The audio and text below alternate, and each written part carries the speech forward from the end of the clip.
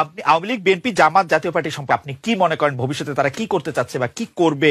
আপনার একটু প্রেডিকশন শুনবো। আওয়ামী লীগের রাজনীতি এখন যেভাবে চলছে এটা রাজনীতি নয়, এটা একটা একদলীয় শাসন ব্যবস্থা, মানে জোর করে চাপিয়ে দেওয়া এবং গায়ের জোরে থাকা।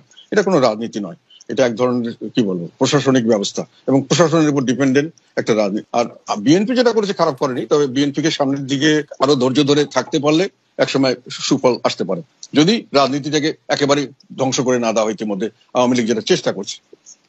আর জামাতের উত্থান হওয়ার সম্ভাবনা অনেক বেশি, যেহেতু মানুষের এখন হতাশা বাড়ছে। আমাদের মতো দল যেগুলো মধ্যপন্থী দল, এগুলোর থেকে মানুষের আস্থা হারিয়ে যাচ্ছে, আওয়ামী লীগের উপর আস্থা হারিয়ে যাচ্ছে, যেহেতু তারা জনগণ মনে করছে তারা তাদের ফেভারে কাজ করছে না, বিএনপি করতে পারছে না। আর আমাদেরকেও মনে করছে যে আমরা খুব বেশি সিগনিফিকেন্স নেই এখন এই মুহূর্তে রাজনীতিতে।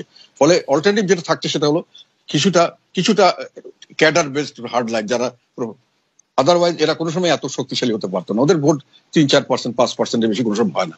এখন মানুষের হতাশার থেকে ওই ধরনের শক্তির দিকে যাচ্ছে যেখানে তারা মনে করে অর্গানাইজ শক্তি, এরা সরকারের বিরুদ্ধে দাঁড়াতে পারবে, আমাদেরকে রক্ষা করতে পারবে।